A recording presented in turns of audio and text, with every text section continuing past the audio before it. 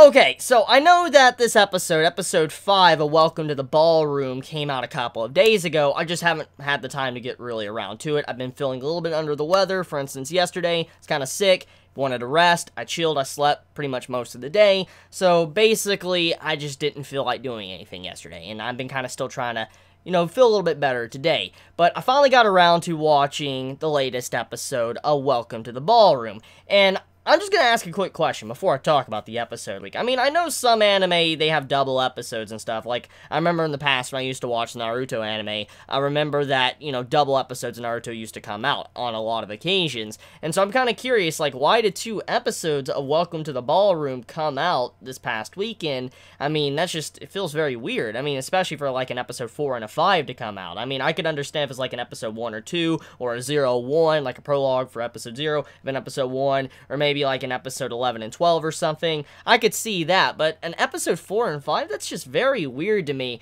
And so I'm just kind of curious, if anyone knows why we have 2 episodes this week, let me know in the comments below. And for one, I'm assuming we're not having an episode this upcoming week, since we had a double episode this week. So that's even more curious, and I don't really understand why.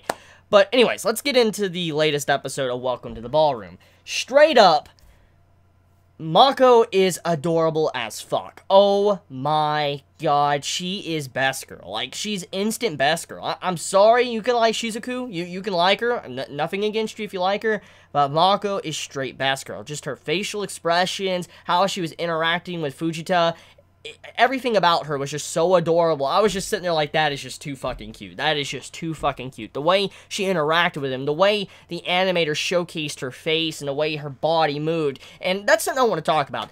The body language in this series is definitely top-notch, because normally when you're watching an anime, a lot of anime and people that work on anime, they kind of make cut corners. They try to cut corners to where you don't see a lot of movement in certain scenes. For instance, you have a character that when they're trying to talk, to not have to animate the face, they usually have something over the mouth and you don't see the mouth moving at all, but you hear the dialogue. Basically, it's to cut down on like production, cut corners and stuff. And that's just some simple things. And others, sometimes when you have characters walking, you could just hear them walking and you only just see the background moving while you just have like a still frame of the character right in screen. So basically, you have it to where a lot of companies and, studios, they try to cut down on animating body movements. And I noticed that Welcome to the Ballroom has definitely went the extra mile to show body movement. I mean, Mako in general, that's why I really found her adorable, was because the studio, they went so far to showcase just how she moved, how she was shy, and how she was interacting with Fujita, and how Fujita was reacting to her as well. It was just a very wonderful scene, just all of it, in terms of animation and art,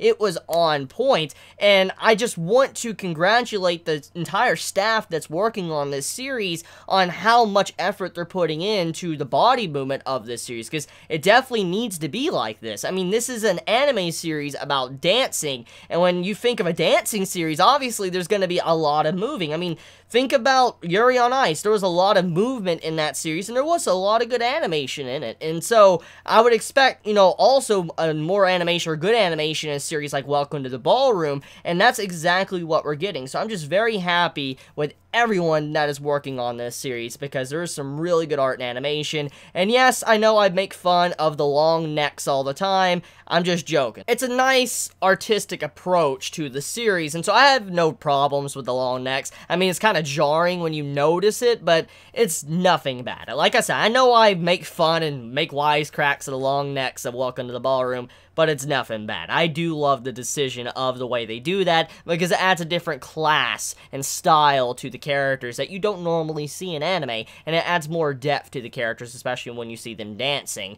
But anyways, though, let's get on to the main subject at hand, what this episode is about. So, the big point here is we're introduced to a new character, and I'm going to be honest with you, I don't completely remember his name. So I'm either going to attempt to try to pronounce it or act like I remember his name. However, this new character that was introduced, so far, my personal thoughts on him, he seems to be very, he seems to be cocky, and he seems to be very full of himself in some ways. I mean, like, the way he was interacting with Shizuku, and he was saying, like, she is obviously better than Mako. Like, okay, let's just face the facts here, okay? Yes, maybe Shizuku is better than Mako, okay? Well, let's just be honest here. However, the way he said it was very rude. It's not something, honestly, you should say, especially when you have a partner, because from what I have seen demonstrated from Welcome to the Ballroom is that one of the most important things about this series, or this sport that they're doing,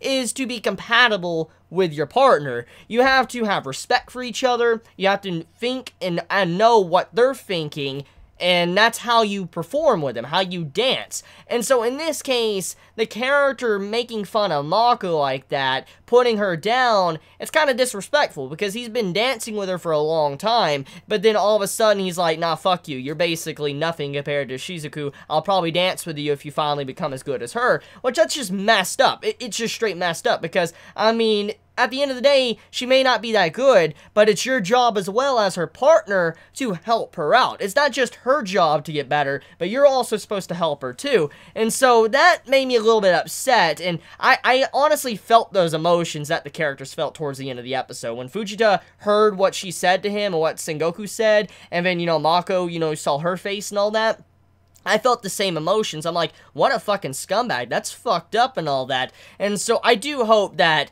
Fujita and Mako just destroy this dude. Completely destroy him and make him realize, like, yeah, you obviously weren't helping out and you weren't trying with Mako. You weren't trying to help her improve because clearly you're just a scumbag piece of shit. Now, I could be wrong here. Maybe there's a different side to his character I don't realize or recognize right now because, I mean, I have seen stuff like this in other anime and manga, especially when it's wrapped around sports, to where you have this character that's kind of like an asshole, like a straight-up asshole, and you're supposed to hate him, but then he gets a lot of development and you realize, like, oh, now I see why he was like that, and then you understand this, and then you start liking the character. This happened to me in Haikyuu. I remember having a character I completely disliked in Haikyuu. If you watch my reviews, you know who I'm talking about. But basically, I remember having a character I just completely despised in Season 1. Season 2 came around, I was kind of like, eh, he's okay. Season 3 came around, I was like, that's good shit. So basically, maybe the character that was introduced, he's meant to be an asshole for now, and then he's going to develop and become a good character. But at this moment, though, I feel bad for Mako, and I just hope Fujita and Mako just destroy him. So, anyways, let's talk about what the objective was of this episode. So, Shizuku, she is in a spot right now. You can see she's upset and she's acting out because of what happened to Hyodo in the last episode, how he got hurt, he didn't say enough, and also how he was working for the pain when he was sick. Basically, she's tired of that shit. She's tired of him hurting himself, and she's also tired of others going around her back and not telling her the truth, and basically, she could help out, but she, you know, nobody's telling her anything because they probably don't have confidence in her at all, and so she's very upset and angry, and so in this way, she goes out of her way to get with the dude that was introduced in this episode and be his partner, and then it makes it to where Mako ends up with Fujita, and now they're like a partners for now. They're official partners, which, honestly, I prefer Mako than Shizuku. Now, Shizuku's a good character. I like her design. She's bae as fuck, but I mean, still, I like Mako. I don't know, just something about Mako and the way she interacted with Fujita, there's just a lot of chemistry there between them, and I truly like that. And speaking of chemistry, or just how they were compatible with their dancing, let's talk about the little bit of, you know, I guess, in-depth stuff when it does come to dancing in this series. When Fujita walked over to Mako to try to practice dancing with her for the first time, there was a scene that honestly surprised me. Now, I don't know if it was trying to represent what I'm about to say, but that's what I got from it. When Fujita walked up to Mako, it was going to dance with her, and, you know, he put his hand on her shoulder, Sengoku came around and was like, what are you doing and all that? You know, you need to put your hand on her back because, you know, the way her body structure is, it's completely different from Shizuku, and so you can't dance the exact same way as you did with her, with Mako. And so, what I got from that is that in real life, when you're trying to dance with someone, obviously, it's going to be hard to try to dance with someone else. It's not just the fact that you don't know their style and how they dance, or you don't know this person well, or you haven't danced enough with each other. You have to factor in that their body structure is completely different. It's kind of like this, okay? I am 5'3". I'm a short piece of shit, basically. And if I was to dance with someone that was like 6 foot or something, which, holy shit, why are you dancing with me? But basically, if I was to dance with you and somehow I was able to dance, it would take you a bit to get used to it, and then maybe eventually we might get good if something happens. But then, let's say you decide to dance with someone that was like 6 foot your height as well, you would not be able to dance the same way. It would be completely different. It might throw off your rhythm in a way to where you'll have to dance completely different, and that's kind of what I got from that scene, was that because of the differences between people or partners, you're gonna have to change up your style. And so, if you learned a lot of different moves with your other partner, that most likely might not work with your other partner that you get, because they're gonna dance different, their body structure is different. And so, I do like that. I do like how the series tried to be realistic in that approach with Mako's character and how Fujito was trying to learn how to dance. But that's about it when it comes to this episode. It was a great episode. I can't wait to see what happens next. Please be honest in the comments below on how you feel about this episode, the latest episode of Welcome to the Ballroom. And like I said, I don't think there's going to be an episode next week. So, yeah. But I love you all so much. Please be safe. Chibi out.